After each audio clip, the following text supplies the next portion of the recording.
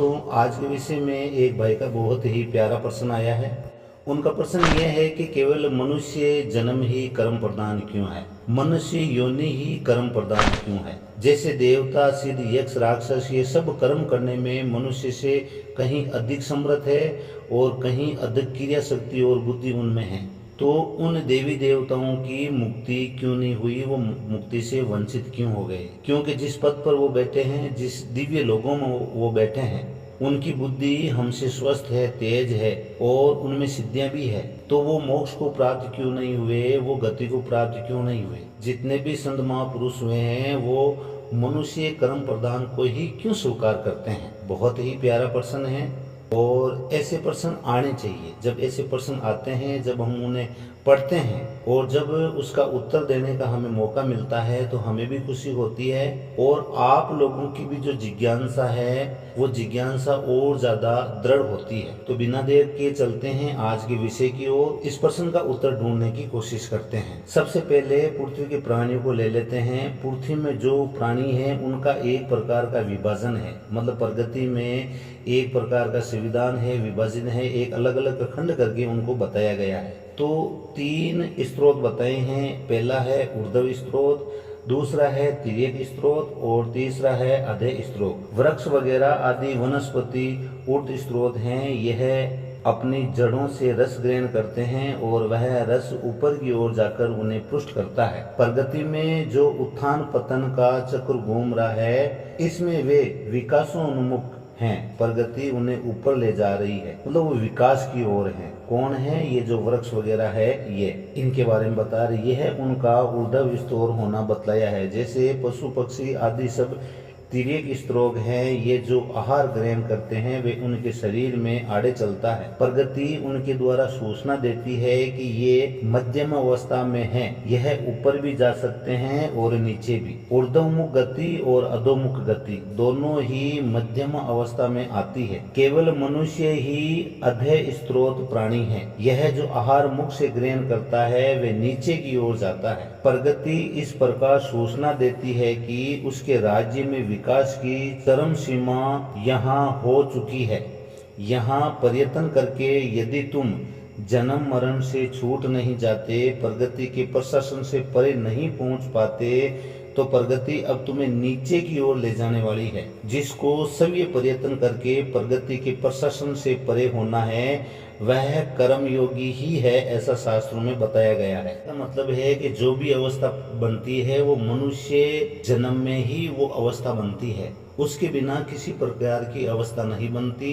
जैसे ऊपर के दिव्य लोग है, एक वो अवस्था हो गई, और जैसे कि नीचे की अधोगति की ओर जाने वाले जैसे 84 लाख योनियों की है, वो भी अवस्था यहाँ से बनती है। और जो मुक्ति की अवस्था होती है, मोक्ष की अवस्था होती है, सुख और दुख की अवस्था होती है, सब इस चेतन के द्वारा यहाँ से ही बनती है। कर्म प्रदान इस मृत्यु लोक, पृथ्वी लोक पे ही प्रगति के द्वारा, प्रगति पुरुष के द्वारा, उस परमात्मा के द्वारा, हमारे शास्त्रों के द्वारा, ऋषियों के द्वारा जो भी है मनुष्य योनि को ही कर्म प्रदान बताया है। पृथ्वी पर मनुष्य ही कर्म योनि का प्राणी है। इसका सबसे बड़ा प्रमाण यह है कि मनुष्य का बच्चा सर्वथा अशिक्षित उत्पन्न होता है। उसे सब कुछ उत्पन्न होने के पश्चात ही सीखना होता है। साथ ही सब कुछ सीखने की योग्यता, सब प्रकार से रह लेने की क्षमता उसे दे दी गई है। यह बात पृथ्वी के दूसरे किसी भी प्राणी में नहीं है, पशु पक्षियों में ही नहीं। छोटे नन्हे कीट पतंगों के शिशु अपने जीवन निर्माण के लिए आवश्यक संस्कार माता पिता के उदर से लेकर उत्पन्न होते हैं। वे भोग योनियों के प्राणी हैं, अतः अपनी योनि के भोगों को भोगने का आवश्यक ज्ञान उन्हें जन्म से ही प्राप्त होता है।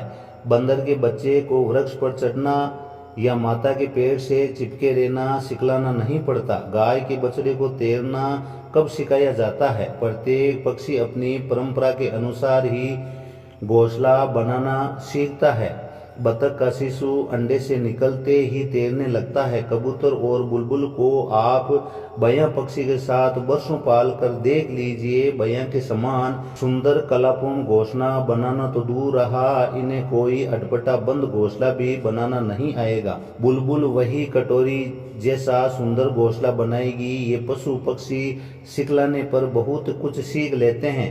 ये ठीक है, किंतु उस शिक्षा को अपने काम में लेना इन्हें कदाचित ही आता है। अपने शिक्षक के लिए कार्य न करना हो तो ये अपने पुराने ढंग पर लौटना ही पसंद करते हैं। मनुष्य के बच्चे की अवस्था सर्वथा भिन्न है। वह कर्मयोनि में आया है, अतः उसे कुछ भी सिखलाकर भेजा नहीं गया है, सब उसे यही सीखना होता है। लेकिन परिस्थिति के अनुसार रह लेने और सीख लेने की क्षमता उसे दी गई है। मनुष्य जल में तैर सकता है, वृक्ष पर चढ़ सकता है, किंतु कब? जब उसने ऐसा करना सीखा हो, अन्यथा मनुष्य जल में डूब जाता है। उसे वन के पशु भले मार डाले, किंतु वृक्ष पर चढ़ना उसने नहीं सीखा है तो चढ़ नहीं पाता। मनुष्य के बच्चे की कोई भाषा नहीं, कोई गृह निर्माण पद्धति नहीं। जो भाषा सिखलाई जाए उसे सीख लेगा, जैसा रहन सहन सिखलाया जाएगा वैसा ही वो रहने लगेगा।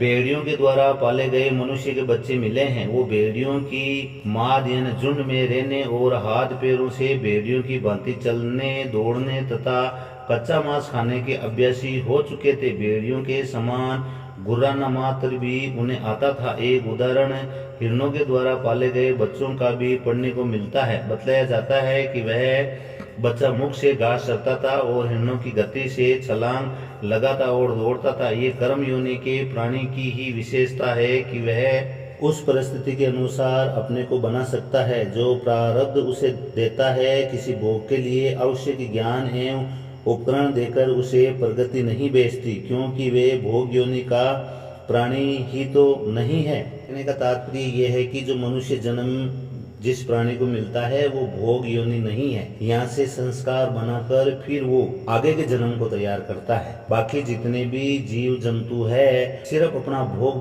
भोगते हैं। वो 84 में आते हैं, अपना भोग भोग के वापस चले जाते हैं। उन्हें कर्म नहीं छूते, वो कर्मों के अधीन नहीं है। वो किसी प्रकार का कर्म करेंगे उन्हें कर्म नहीं लगेगा। क्यों नहीं लगेगा? प्रगति का जो नियम है, जो 84 लाख योनियों में वो गए हैं, वो कर्मों के माध्यम से गए हैं। इसलिए फिर वहाँ कर्मों की जो मार है वो पृथ्वी पर जन्म लेने के बाद में सिर्फ इस मनुष्य प्रधान कर्म योग को ही प्राप्त होते हैं। अब देवता आदि भोग योनि के कुछ प्राणियों को ले लेते हैं। अब देवता की बात आती है। जिस भाई ने प्रश्न किया है वो अब इस पद को अच्छी तरह से समझे, क्योंकि उनके कहने का मतलब जो देवताओं में बुद्धि है वो हमसे तेज है। अब देवता भोग योनि के कुछ प्राणियों को ले, बुद्धि उनमें मनुष्य से अधिक है, किंतु उनको प्रगति ने स्थूल शरीर नहीं दिया है। धर्माधर्म की उत्पत्ति के लिए स्थूल देह की आवश्यकता नहीं है। ये भी आवश्यकता है कि वे कर्म पृथ्वी पर किया जाए। यह भी आवश्यक है कि वह कर्म पृथ्वी पर किया जाए। दैत्यराज बलि ने बलपूर्वक स्वर्ग पर अधिकार कर लिया। तब दैत्य गुरु शुक्राचार्य ने उन्हें समझाया, स्वर्ग पर इस प्रकार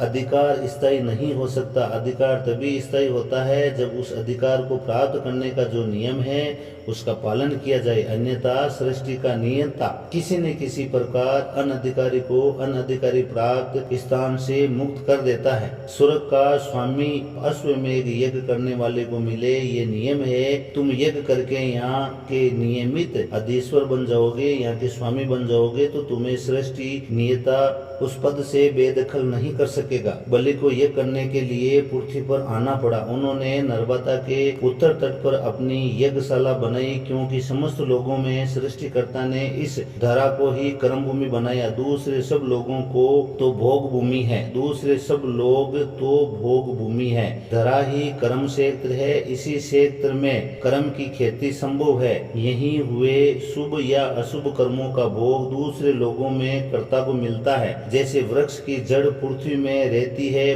पृथ्वी के रस से ही वह बढ़ता फलता है। अब यह बात भिन्न है कि कुछ वनस्पतियां पृथ्वी पर फैलकर वहीं फैलती है, कुछ के छंद कंद पृथ्वी के भीतर बनते हैं और कुछ के फल ऊपर आकाश में उनकी डालों में लगते हैं। कर्म का फल ऊपर नीचे या पृथ्वी पर कहीं पर भी हो सकता है। कर्म रूपी वृक्ष के उगने पोषण पाने का स्थान सिर्फ पृथ्वी ही है। देवता दैत्य या उपदेवता कर्म तो कर सकते हैं, किंतु तभी कर सकते हैं जब वे पृथ्वी पर आकर और मनुष्य रूप में रहकर कर्म करे। पृथ्वी पर आकर अपने देव रूप में कुछ करे तो वह कर्म कोई पाप पुण्य उत्पन्न नहीं करता। देवता पृथ्वी पर आकर किसी को वरदान दे जाए या श्राप, इससे उन्हें कोई पाप पुण्य नहीं होता। उनके अपने लोग तो भोग लोग हैं, वहाँ वे कोई शुभ कर्म करे तो वह पुण्य नहीं उत्पन्न करता। वैसे महरलोक और जनलोक में ऋषि मुनि रहते हैं, वे सत्संग में लगे रहते हैं, ऐन्द्रिक भोगों में उनकी कोई रुचि नहीं है, किंतु उन लोगों का सत्संग ज्ञान ध्यान मोक्षप्रद नहीं बन सकता। यदि कभी किसी को वह ज्ञान होता भी है तो उसे होता है जो जरा से ही उसका अधिकारी होकर जाता है। देवताओं को अनेक बार भगवान शिव एवं भगवान शंकर नारायण के दर्शन होते हैं। श्री राम कृष्ण आदि जब पृथ्वी पर अवतार लेते हैं तो देवता उनका दर्शन करते हैं, अनेक बार उनकी सेवा भी करते हैं और उनके प्रत्येक संपर्क में भी आते हैं, किंतु इससे न उन्हें भक्ति मिलती है और न उनकी मुक्ति होती है। वे तो जैसे के तैसे ही बने रह जाते हैं, जबकि पृथ्वी के पशु पक्षी वृक्ष आदि का भी उद्धार अवतार काल में भगवान के संपर्क में आने पर हो जाता है। देवलोक आदि ये भोग लोग हैं, वहाँ जो देह प्राप्त होता है वह भोग देह है, उसमें नवीन कर्म संस्कार ग्रहण करने की क्षमता नहीं होती। उस देह में रहते अपवाद स्वरूप की कदाचित पृथ्वी पर आकर और स्थूल देह लेकर कर्म करने की प्रवृत्ति जागती है, जैसे बलि में जागी, अन्यथा वहाँ भोगों में ही रुचि एवं प्रवृत्ति रहती। धरा कर्म भूमि है और यहाँ केवल मनुष्य योनि ही कर्म योनि है। देवता भी कर्म करना चाहे तो उन्हें धरा पर मनुष्य बनकर आना ही पड़ता है। मनुष्य से श्रेष्ठ दूसरा कोई नहीं, किसी लोक में नहीं, लेकिन क्या द्विपाद प्राणी का नाम ही मनुष्य है। मनुष्य योनि की कुछ विशेषता है जिन्हें यहाँ देना उत्तम होगा। देवता तथा दूसरे पुण्य लोगों के सब प्राणी उन्मुख है, वे अपने पुण्यों का भोग करके उन्हें क्षीण कर रहे हैं। वे वहां से नीचे गिरने के मार्ग पर है, उनकी अवनति ही होने वाली है। पशु पक्षी और वृक्ष ही नहीं, नार के प्राणी भी ऊर्ध्वमुख है, वह प्रगति मार्ग पर है, वे अपने पापों अशुभ कर्मों को भोग कर क्षीण कर रहे हैं। वे विकासोन्मुख हैं, उनकी उन्नति ही होने वाली है। मनुष्य कहाँ है, वह उसे सव्य देखना है। वह जो कुछ करेगा कर्म योनि का प्राणी होने के कारण उसको उसका फल भोगना है। वह शुभ कर्म करता है तो उत्थान के मार्ग पर है, देवताओं से भी श्रेष्ठ है। देव तत्व ही नहीं, मोक्ष भी वो प्राप्त कर सकता है। यदि अशुभ कर्म करता है तो वे पतन की ओर जा रहा है, नरक और पशुत्व उसके भाग्य में है। धर्म बुद्धि ही मनुष्य की विशेषता है। धर्माधर्म को समझकर जो धर्म में लगे वे मनुष्य है, जो केवल खाने पीने तथा अन्य भोगों को जुटाने में लगा है वे कितना ही बड़ा विद्वान बुद्धिमान क्यों न हो, वह द्विपाद पशु ही है, वह तो पशु तत्व से भी नीचे जाने में लगा है। तो दोस्तों, जैसे ऊर्ध्व स्त्रोत और तिर्यक स्त्रोत ये दोनों भोग की अवस्था है और अधः स्त्रोत इसमें ही ये प्राणी जन्म और मृत्यु को मात दे सकता है और वो क्रम गति यानी मोक्ष को प्राप्त हो सकता है। इसलिए जैसे गीता में, अन्य दर्शन शास्त्रों में और वेदों में मनुष्य कर्म को ही प्रधान माना गया है, इसे ही श्रेष्ठ माना गया है। दोस्तों, आज का विषय यही समाप्त होता है। आप देख रहे हो YouTube चैनल आत्मज्ञान। अगर अभी तक आपने YouTube चैनल आत्मज्ञान को सब्सक्राइबर नहीं किया है तो जल्दी से जल्दी सब्सक्राइबर करें और अपने मित्र रिश्तेदारों को ये वीडियो शेयर करना ना भूलें। अगर आपको किसी प्रकार की कोई शंका है या कुछ जानना चाहते हो या आपका कोई प्रश्न है तो कमेंट बॉक्स के माध्यम से आप अपने विचार प्रकट कर सकते हो।